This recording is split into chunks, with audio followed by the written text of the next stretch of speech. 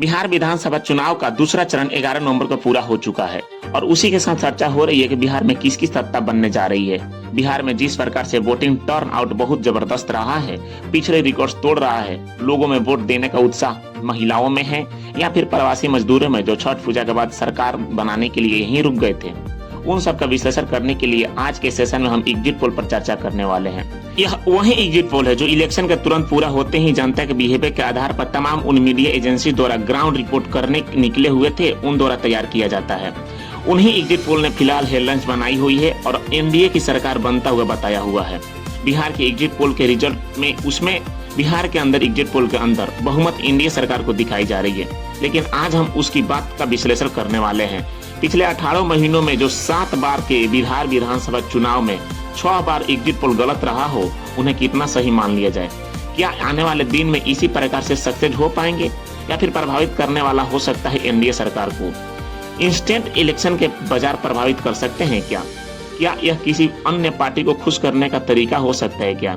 लेकिन असल नतीजे तो 14 तारीख को आएंगे। लेकिन जनता का ये जो रवैया वोट देने के बाद रहा है, उसे पत्रकारों ने अपने अपने तरीके से कैप्चर कर लिया और उसके आधार पर एग्जिट पोल बनकर ये बताने लगे। इलेक्शन का जैसा ही दूसरा चरण 11 नवंबर को पूरा हुआ, उसके बाद ही वोट का टर्न आउट पर चर्चा होने लगी। बिहार में लगभग 7 करोड़ मतदाताओं में सबसे बड़ा नंबर 4 करोड़ लगभग आसपास इसके पुरुष हैं और 3.5 करोड़ के आसपास महिला वोटर्स हैं।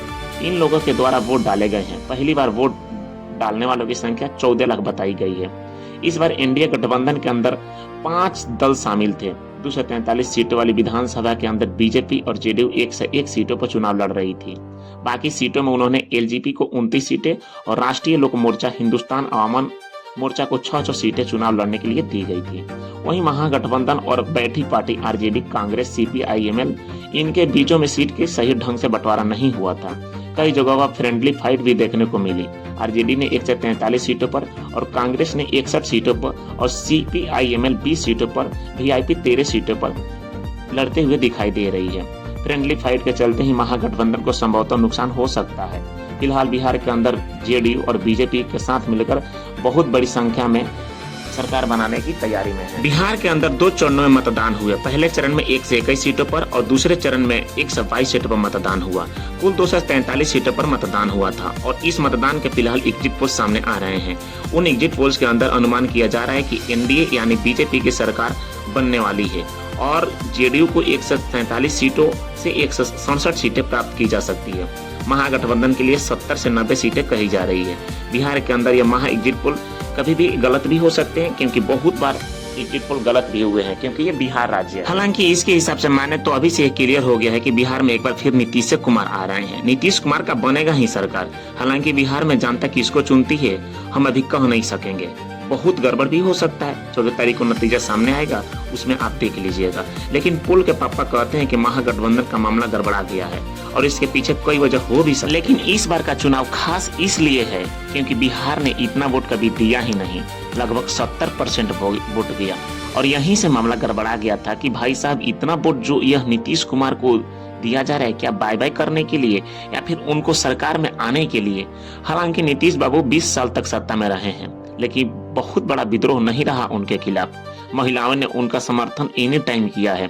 कई बूथों पर इस बार महिलाओं ने पुरुषों से ज्यादा थी और इसलिए ज्यादातर लोग मान रहे हैं कि नीतीश का जो महिलाओं का समर्थन मिल रहा है, यह तेजस्वी के लिए गड़बड़ साबित हो रही है।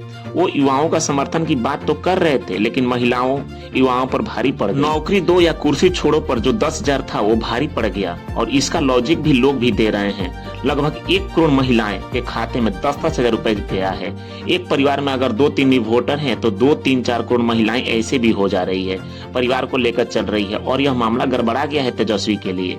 तेजस्वी बाबू का जंगल राज वाला भी मामला कहा जा रहा है कि गड़बड़ाया है, लेकिन एनडीए इस बार मजे में है। एनडीए पिछली बार से 125 सीटें पाई थी और इस बार कहा जा रहा है कि 20 से 35 सीटें अधिक पाएगी। प्रत्येक दिन ऐसे ही देश तथा राज्य से जुड़ी हुई हर एक खबर का विश्लेषण जानने के लिए हमारे यूट्यूब चैनल को सब्सक्राइब कर दे तथा बेल आइकन को भी ऑन कर दे, ताकि हर कोई खबर आपके पास बहुत जल्द से जल्द पहुंचे।